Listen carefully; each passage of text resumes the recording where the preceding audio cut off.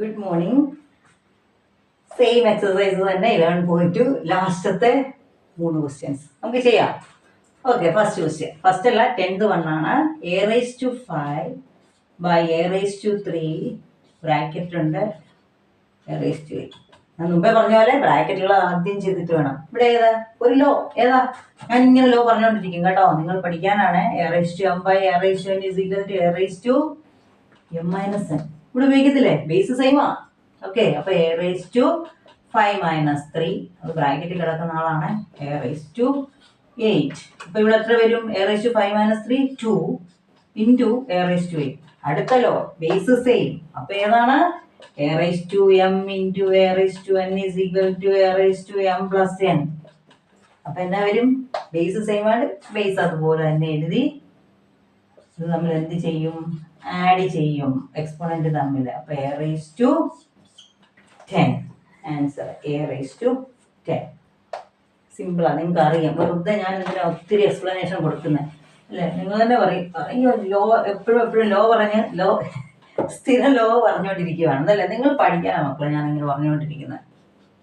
Okay, 4 raise to 5 into അടുത്ത 11th വണ്ണാണ്. A raise to 8 B raise to 3 by 4 raised to 5 into a raised to 5 b raised to 2.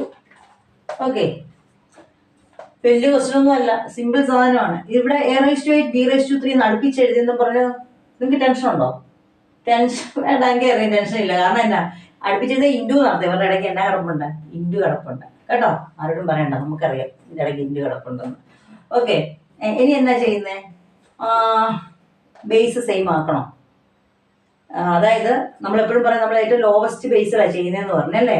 4 ഇവിടെ 4 ആണ്. നമുക്ക് ഏറ്റവും lowest base ആയിട്ടുള്ള prime numbers ആണ്. വേണേ പ്രൈം നമ്പേഴ്സിലേക്ക് മാറ്റി ചെയ്യാം, അല്ലെങ്കിൽ ചെയ്യേണ്ട ആവശ്യമില്ല. കാരണം ഇവിടെ 2 ബേസും സെയിം ആണ്. അതുകൊണ്ട് നമുക്ക് മാറ്റണം. നമുക്ക് ഒരെണ്ണം ചെയ്യാനുണ്ട്. നേരെ ചെയ്യാനുണ്ടോ? നമുക്ക് ഇല്ല, എല്ലാം ഡിവിഷൻ ചെയ്യാനേ ഉള്ളൂ. കണ്ടോ, ഇത് കണ്ടോ, ഡിവിഷൻ ചെയ്യാനേ ഉള്ളൂ.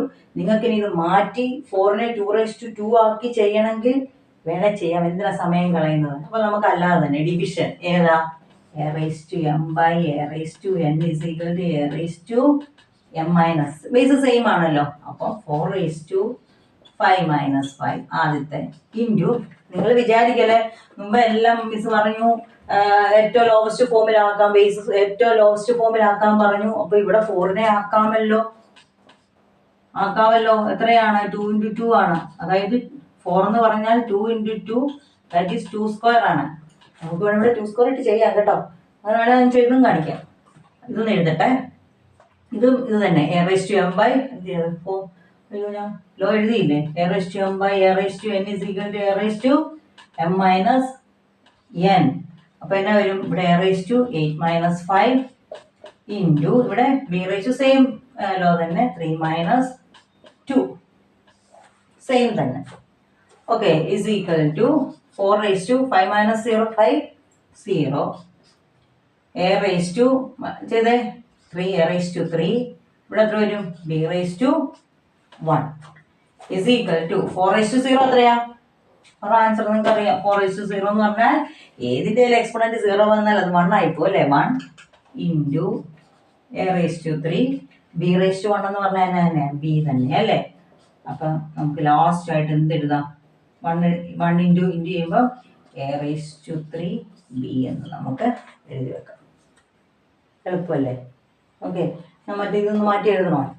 വെറുതെ എന്താ കൺഫ്യൂഷൻ ആക്കണോ നിങ്ങൾക്ക്? വേണ്ട,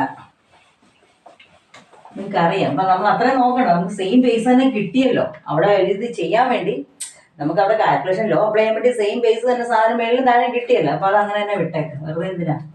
okay, 12 2 raise to 3 into 2 the whole raise to 2. അപ്പൊ നമുക്ക് ആദ്യം ബ്രാക്കറ്റിൽ കിടക്കുന്നത് ചെയ്യാം. ബ്രാക്കറ്റിൽ കിടക്കുന്നത് ചെയ്തു, ബേസ് സെയിമാ. അപ്പൊ പവറോ 3 ഉണ്ട്. വെറും 2 എന്ന് എഴുതാൻ ഞാൻ പറയാം. തെറ്റാതിരിക്കാൻ വേണ്ടി നമ്മൾ എന്ത് ചെയ്യും? 2 raise to 3 into 2 raise to 1 എന്ന് എഴുതും. അല്ലെങ്കിൽ ചിലപ്പോഴേ നിങ്ങൾ എഴുതാതിരിക്കും.